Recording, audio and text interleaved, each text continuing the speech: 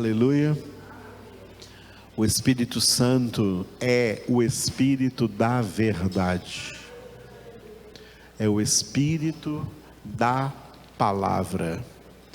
É o Espírito que inspirou ao apóstolo Paulo a epístola aos Filipenses, nos seus 4 capítulos e especialmente o capítulo 4 que vamos ler hoje. Então, Filipenses capítulo 4, leiamos hoje em oração. Portanto, meus irmãos amados e muito saudosos, minha alegria e coroa, sim, amados, permanecei deste modo, firmes no Senhor. Rogo a Evódia e rogo a Sintique, pensem concordemente no Senhor. A ti, fiel companheiro de jugo, também peço que as auxilies, pois juntas se esforçaram comigo no Evangelho, também com Clemente e com os demais cooperadores meus, cujos nomes se encontram no livro da vida. Alegrai-vos sempre no Senhor. Outra vez digo, alegrai-vos. Seja a vossa moderação conhecida de todos os homens. Perto está o Senhor. Não andeis ansiosos de coisa alguma. Em tudo, porém, sejam conhecidas diante de Deus as vossas petições, pela oração e pela súplica, com ações de graças. E a paz de Deus, que excede todo o entendimento, guardará o vosso coração e a vossa mente em Cristo Jesus.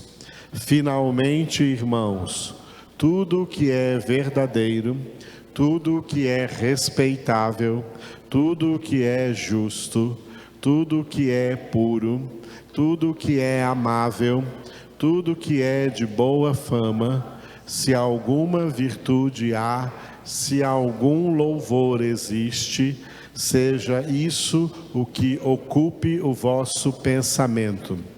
O que também aprendestes e recebestes e ouvistes e vistes em mim, isso praticai, e o Deus da paz será convosco.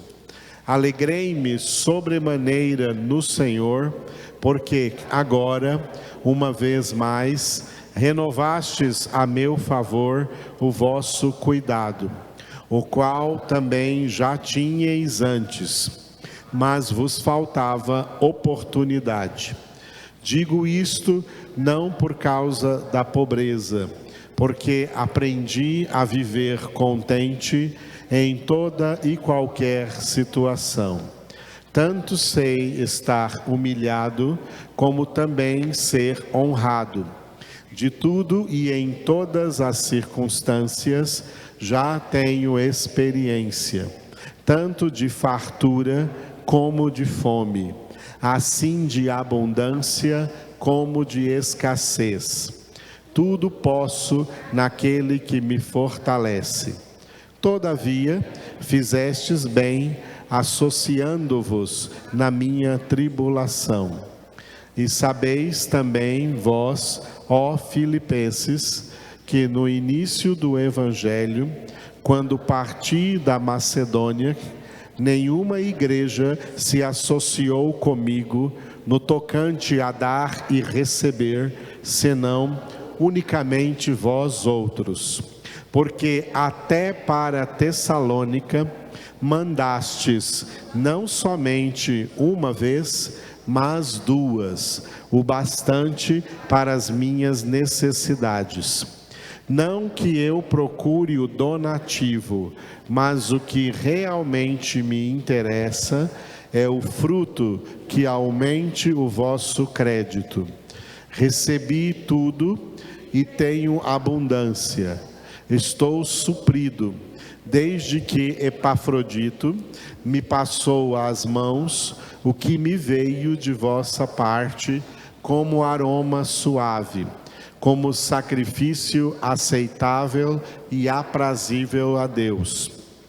E o meu Deus, segundo a sua riqueza em glória, há de suprir em Cristo Jesus cada uma de vossas necessidades.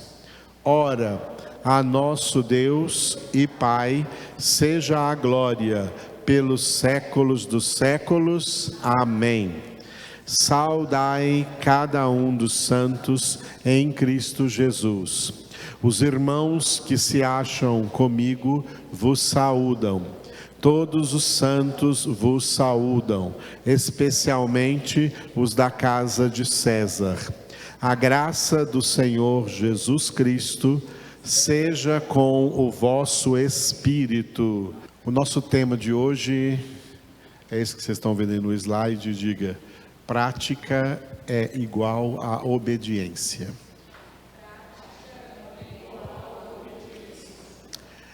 Jesus falou sobre prática no final do Sermão da Montanha, que está bem organizado em Mateus, capítulos 5, 6 e 7. O que é o Sermão da Montanha? O Sermão da Montanha é um resumo que Jesus fez de todas as doutrinas do reino de Deus. Todas as doutrinas do reino de Deus. O que significa então? Que o Sermão da Montanha é um resumo de toda a Bíblia. A Bíblia Sagrada contém todas as doutrinas de Deus para nós, seus filhos, fazermos o quê? Ouvirmos essa palavra, recebermos essa palavra, e ao receber essa palavra, nós recebemos a fé. A fé vem pela palavra. Existem tipos de fé que não vêm pela palavra. É fé desviada, é fé desorientada, fé errada. Nem toda fé é correta. Tem fé errada. Só para usar como exemplo, estamos terminando aqui o mês de outubro, né? E dia 12 de outubro, aqui no Brasil, diz que é o dia da padroeira do Brasil. E todo mundo vai lá para Aparecida do Norte para adorar uma imagem. Isso é fé? É, mas é uma fé errada. É uma fé que não é bíblica, que não é ensinada por Deus. Foi inventada por homens decaídos, usados pelo diabo. Então, assim como esse tipo de fé que eu citei, é a mesma fé que muita gente aí espalhada pelo mundo, em todas as nações, tem em outros deuses ou em muitos deuses. Os egípcios adoravam deuses em forma de animais. Isso é fé? É, mas é uma fé errada. Os gregos adoravam vários deuses e figuras de homens. Isso é fé? É, mas é uma fé errada. Os nórdicos adoravam deuses também, deuses que viraram até os super-heróis aí que muitos jovens gostam aí da Marvel, o Thor, o Loki, o Odin, pai deles. Eles são deuses nórdicos. Esses deuses nunca existiram, são deuses falsos. O diabo é que criou, com a ajuda da mente decaída dos homens, esses deuses. Todo mundo pratica uma determinada fé, mas essa fé está errada. E não tem salvação. A fé verdadeira é a que vem pela palavra de Deus. Romanos 10:17. A fé vem pela palavra. A fé vem pela pregação da palavra. Tem gente que não sabe o que é pregação. Pregação é Deus pegando essa palavra aqui e pregando dentro da nossa mente. Pregando mesmo. Igual um prego. Pregando ela aqui dentro da nossa mente. Isso que é pregação. Por isso Romanos 10:17 não diz a fé vem pelo ouvir. A fé vem pela pregação. Quando a palavra de Deus é pregada, colada na nossa mente, Aí vem a verdadeira fé, a fé que vem pela palavra. E a fé que vem pela palavra, por meio dessa fé nós somos justificados. Romanos capítulo 5, versículo 1. Justificados, pois, mediante a fé, temos paz com Deus por meio de nosso Senhor Jesus Cristo. Pela fé vem a justificação, e nos tornamos então de injustos em justos diante de Deus. Para quê? Porque o justo viverá pela fé. Viver pela fé, muita gente não entende o que é isso, e fica com doutrinas erradas, pensamentos errados acerca do que é viver pela fé. Pode resumir: viver pela fé é uma coisa só. Viver pela fé é viver em obediência à palavra de Deus. Quem obedece à palavra de Deus é crente. Quem não obedece à palavra de Deus é descrente. Quem obedece à palavra de Deus é crente. Quem não obedece à palavra de Deus é incrédulo. Quem obedece à palavra de Deus é convertido. Quem não obedece à palavra de Deus não é convertido e vai para o inferno. O céu é para quem é verdadeiramente convertido, e sendo verdadeiramente convertido, obedece à palavra de Deus. Por isso Jesus fez um resumo da palavra de Deus, que ficou conhecido como Sermão da Montanha, e no final ele assinou esse Sermão da Montanha dizendo assim: quem ouve as minhas palavras e pratica é semelhante ao homem prudente que edificou a sua casa sobre a rocha. Virão as chuvas, virão os ventos, virão as enchentes, darão com ímpeto contra essa casa, mas ela não vai cair, porque está edificada sobre a rocha. O que faz com que nós tenhamos a nossa vida edificada sobre a rocha, que é Cristo, que é o Verbo de Deus, que é a palavra de Deus, é ouvir a palavra, ler a palavra, meditar na palavra, receber a palavra e praticá-la. Praticá-la. Praticar é igual a obedecer. Obedecê-la. Fazer tudo o que Deus nos manda fazer, e não fazer todas aquelas coisas que Deus diz para não fazer. Na palavra de Deus, Deus dá mandamentos positivos, que é o que devemos fazer, temos que obedecer, e dá mandamentos negativos, que é o que não devemos fazer. Não adulterarás, não matarás, não furtarás, não vai dar falso testemunho, amarás o Senhor teu Deus, amarás o teu próximo como Jesus te amou, perdoar os que te ofendem, amarás os vossos inimigos, enchei-vos do Espírito Santo, falando entre vós com salmos, entoando de coração hinos e cânticos espirituais, dando sempre por tudo graças, não murmureis de coisa alguma, em tudo dai graças. A palavra de Deus foi revelada e chegou até nós para ser praticada, para ser obedecida. Ouviu, irmãos? Isso é a simplicidade do Evangelho.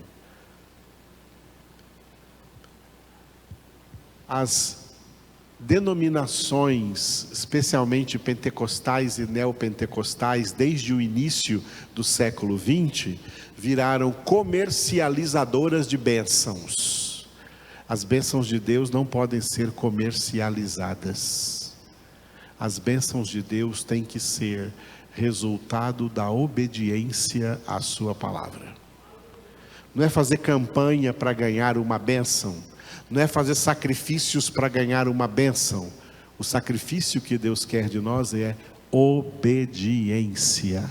E até ainda no Antigo Testamento isso foi revelado em Deuteronômio 28. Se ouvirdes as minhas palavras, tendo cuidado de obedecê-las, de praticá-las, todas estas bênçãos virão sobre ti e te alcançarão. Agora, se ouvir as minhas palavras e não praticar, o que virá sobre você serão essas maldições. Maldição é resultado de pecado. Pecado é desobediência. Bênção. Eu quero que Deus me abençoe. Todo mundo quer que Deus o abençoe. Bênção é resultado de obediência. Quem obedece é abençoado. Quem desobedece é amaldiçoado. É isso aí, amados. Simples assim. Por isso nosso tema de hoje então diga, prática é igual a obediência. Quem ouve e pratica é quem ouve e obedece. Muito bem. Nós estamos encerrando hoje o texto teológico principal de Filipenses, tá? O principal cerne dessa epístola termina aqui no capítulo 4, versículos 8 e 9. O que tem do 10 até o final, tá? É mais simples, por isso nós vamos encerrar Filipenses aqui, quarta-feira que vem, com os versículos aí de 10 até o final, porque o que tem aqui é muito simples. O que é mais profundo chega até aqui o versículo 9, tá? Versículos 8 e 9. Esses dois versículos juntos tratam de um tema muito importante na Bíblia Sagrada e para a nossa salvação, que inclui a santificação. Sem santificação, ninguém verá o Senhor. E a santificação envolve a renovação da nossa mente, como Paulo disse em Romanos 12, 2. Por isso esses dois versículos juntos têm esse título, diga, mente renovada. Muito bem. O que renova a nossa mente? Palavra de Deus. Só a palavra de Deus. Amém? A palavra de Deus que renova a nossa mente. São duas asas de grande águia, a palavra e a oração. Mas cada uma delas tem funções diferentes. A oração não renova a nossa mente, não. Você pode colocar a mão na sua cabeça e orar 40 dias de jejum, não vai renovar nada a sua mente. O que renova a sua mente é a palavra de Deus, penetrando nela como espada de dois gumes. Inclusive renova até a sua oração, o seu jeito de orar. Porque você vai orar. Quem tem a mente renovada, ora direito, ora corretamente, ora como a palavra de Deus ensina a orar. Quem não tem uma mente renovada, fica orando errado por aí. Como tem oração errada por aí, né? Ok? Muito errado. E é muito errada a música da Cassiane quando diz Deus não rejeita a oração. Deus rejeita muitas orações. Isso está na Bíblia. Deus rejeita muitas orações. Esaú orou com lágrimas procurando lugar de arrependimento e não encontrou. Deus não atendeu a oração de Esaú. Está em Hebreus capítulo 12. João 9, Deus não atende orações de pecadores. Deus não atende orações de quem está em desobediência à sua palavra. Deus atende oração de quem é obediente, porque quem é obediente ora de acordo com que a palavra nos orienta a orar. Então, o que renova a nossa mente e, portanto, renova toda a nossa vida, toda a nossa prática, inclusive a nossa prática de orar, a nossa prática de congregar, é a palavra de Deus. Então, diga de novo: mente renovada. Mente renovada é o segredo da santificação.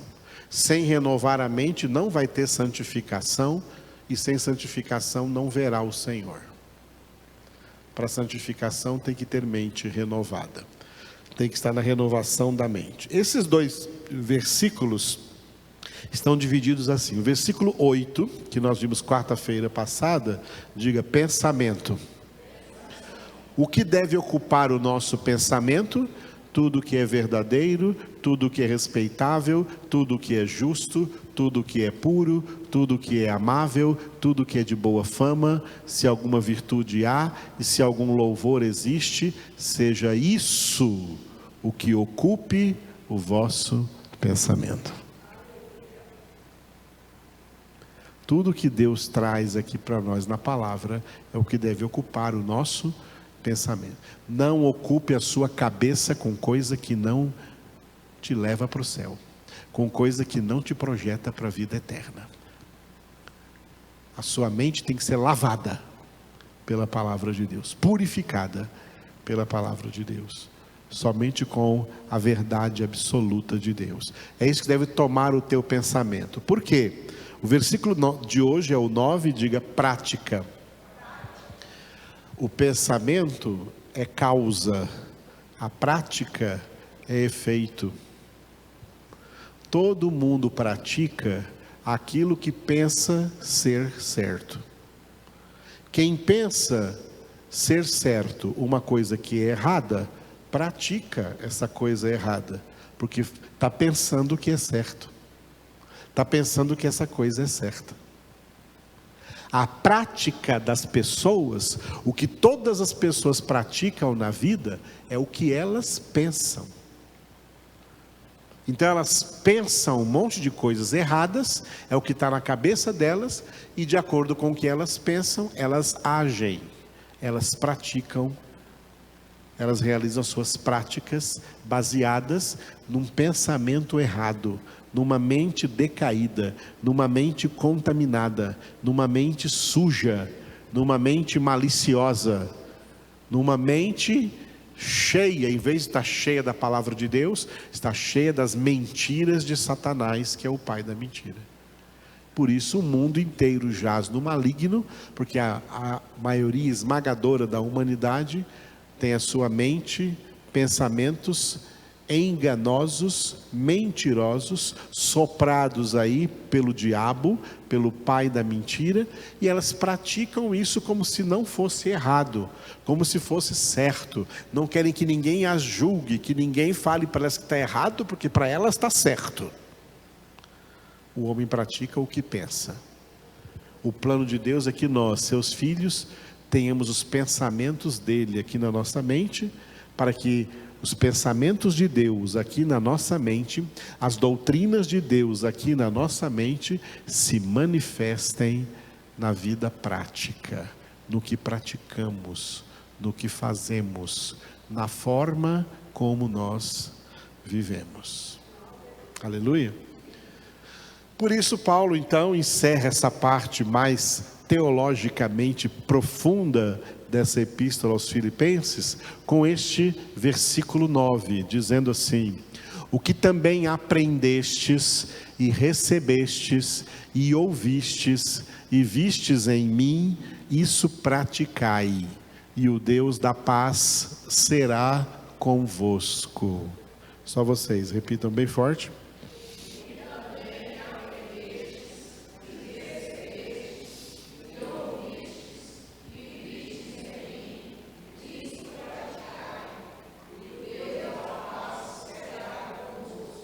Aleluia, glória a Deus. Bom, neste versículo Paulo começou aí com 3 verbos: o verbo aprender, o verbo receber e o verbo ouvir. Note que Paulo colocou isso aqui numa ordem inversa. Numa ordem inversa, ok? Na verdade, nós temos que começar com o verbo... Aliás, não é que a ordem está inversa, ela está assim meio fora de ordem, não inversa geralmente. A primeira palavra mais importante aqui, o primeiro verbo mais importante aqui, é o verbo receber. Receber. Então, o que recebestes é o que Paulo coloca aí como segundo. Esse aqui na ordem correta seria o primeiro. Receber a palavra. Alguém poderia estar perguntando, mas pastor, será que o primeiro não é ouvir? Não, é receber. Receber a palavra é o primeiro. Porque ouvir é obedecer. Ouvir é obedecer. Quando Jesus diz em João capítulo 5, né? Em verdade vos digo, né? Quem ouve as minhas palavras e crê naquele que me enviou, tem a vida eterna, não entra em juízo, mas passou da morte para a vida. Quem ouve as minhas palavras, significa que essa pessoa já recebeu a palavra e deu ouvidos a essa palavra. Ouvir é obedecer. Ouvir é obedecer. Por isso que em português nós temos dois verbos diferentes: o ouvir e o escutar. Escutar é uma coisa, ouvir é outra. Não são duas coisas iguais. Um dia o pai de família chegou em casa, né? E a mãe, a esposa dele, chegou assim e falou: ó, fala lá com o nosso filho que eu mandei ele ficar trancado lá no quarto de castigo. Por que você pôs ele de castigo, né? É porque ele está fazendo coisa errada, né? Mas você não falou para ele te obedecer? Eu falei para ele me obedecer. Ele escutou muito bem o que eu falei, mas ele não me deu ouvidos. Ele não me ouve. Fala com ele lá porque ele não me ouve. Ele não me ouve significa que ele não me obedece. Aí o pai vai lá no quarto falar com o filho. Que coisa é essa? Você escutou muito bem o que a sua mãe disse, mas não deu ouvidos, não obedeceu? Nós escutamos muita bobagem aí nesse mundo. Não tem como não escutar, só se for surdo. Escutar é aqui o elemento mecânico, físico, do som chegando nos seus ouvidos, nas suas orelhas aqui, entrando aqui, sendo captado pela sua audição, os barulhos e os sons e as vozes captadas aqui pela sua audição, é você escutando. Tudo que você escuta no mundo, você tem que fazer igual? Você não tem que dar ouvidos a tudo que você escuta. Mas a palavra de Deus que você recebe, você tem que dar ouvidos a ela. Por isso que Jesus disse, olha, quem tem ouvidos para ouvir, ouça. Quem tem ouvidos para ouvir, é aquele que escuta a palavra, escutando a palavra, ele está recebendo a palavra, e ouvir, olha, eu vou dar ouvidos ao que eu recebi. A essa palavra que eu recebi, e eu vou praticar essa palavra. E é na prática que aí vem o verbo que Paulo colocou primeiro aí, aprender. Aprender. Você aprende a ser filho de Deus não é na teoria. Você aprende a ser filho de Deus é na prática. Quando você tem que agir como filho de Deus e não como filho de Satanás. Quando você tem que agir como filho de Deus em todas as situações da vida, em todas as circunstâncias, em toda eventualidade, seja o que for que esteja acontecendo com você, seja o que for por qual situação você está passando, você já recebeu a palavra e você já sabe como deve se comportar diante dessa situação, de acordo com a palavra de Deus, e você então vai lá e pratica o que você recebeu, pratica a palavra que você recebeu, obedece, isso é dar ouvidos, e ao praticar, mesmo com dificuldade, espero que haja dificuldade, não fique pensando que praticar a palavra de Deus vai ser fácil, não é fácil. Espero que entenda e reconheça que é difícil, mas você tem que praticar, tem que enfrentar essa dificuldade e praticar, porque é na prática que você aprende. É na prática que você aprende. Recebendo só aulas teóricas de natação, você aprende a nadar? Se não pular na água, começar a dar as braçadas e as pernadas, não aprende a nadar não.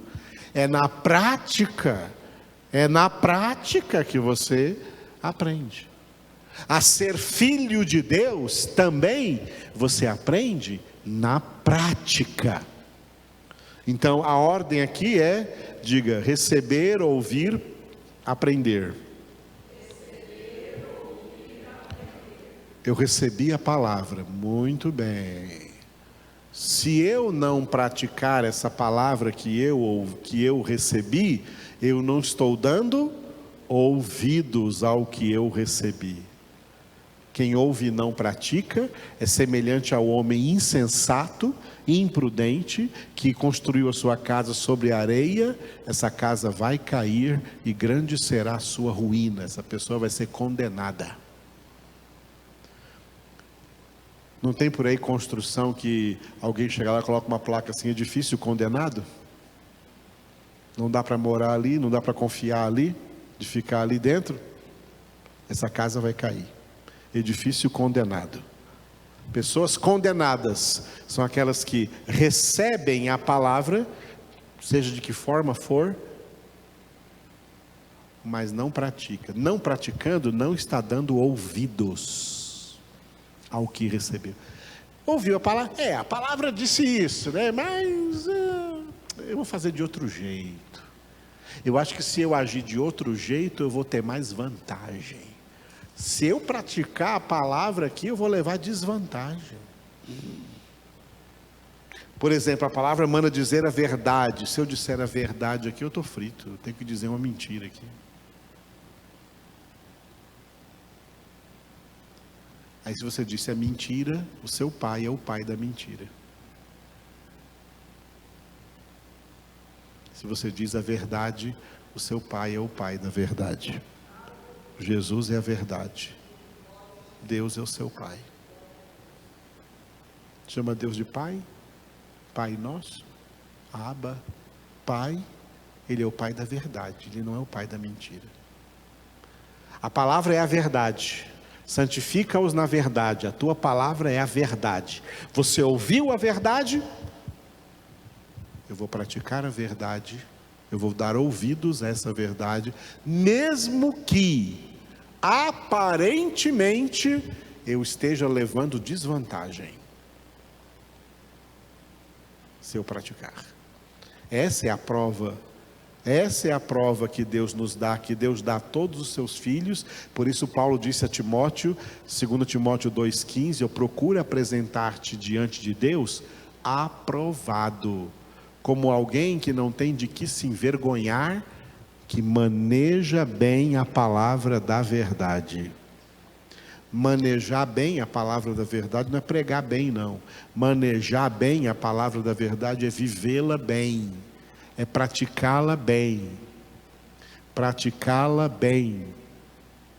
Praticá-la no seu casamento, praticá-la na criação dos seus filhos, praticá-la na sua família, praticá-la no seu âmbito profissional, praticá-la no seu âmbito social, aonde quer que você esteja, você tem que estar ali praticando a palavra de Deus. Quanto mais você pratica alguma coisa, mais você aprende. Aprende na prática. Aprende na prática. Quem não pratica nunca aprende. Tá? Quem nunca pratica nunca aprende. Paulo fala aqui. Você viu fazer assim? Abri bem na página aqui, ó, que eu dizer aqui para vocês. Então, ó, 2 Timóteo capítulo 3, né, fala de pessoas, versículo 7,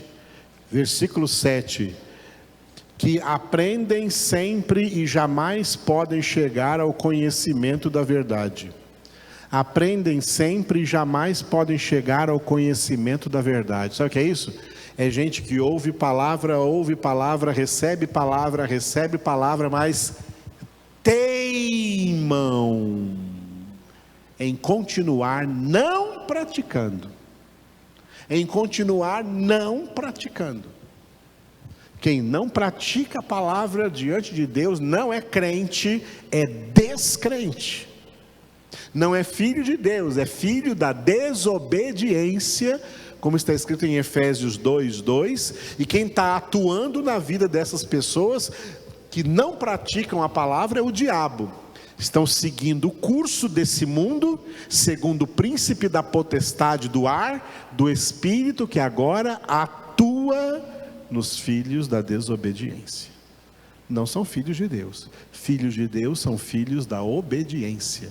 Jesus é modelo de obediência, foi o que vimos aqui no principal texto de Filipenses, aqui, Filipenses capítulo 2, que Jesus foi em tudo obediente ao Pai até a morte, e morte de cruz.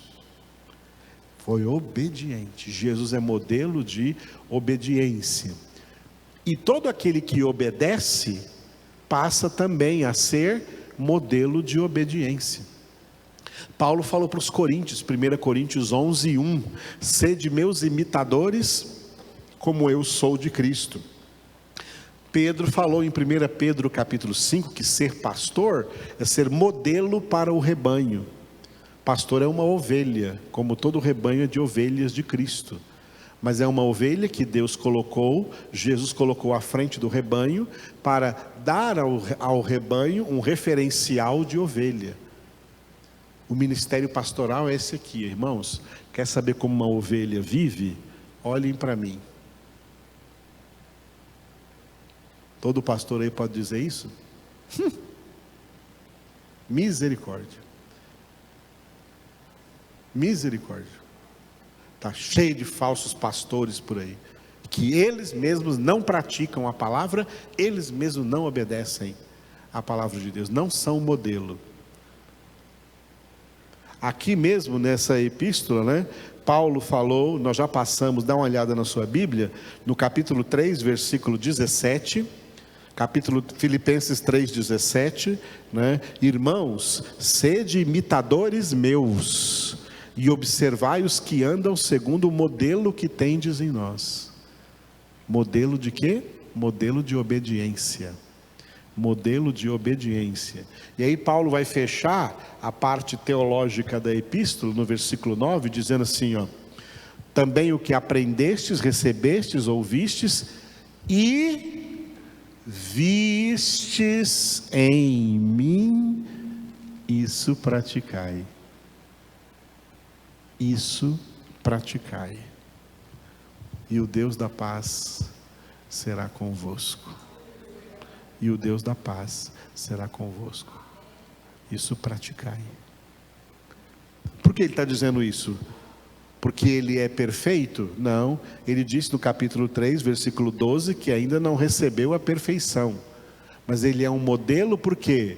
Porque uma coisa eu faço, esquecendo-me das coisas que para trás ficam, avanço para as que diante de mim estão, prossigo para o alvo, para conquistar aquilo pelo que também eu fui conquistado por Cristo Jesus.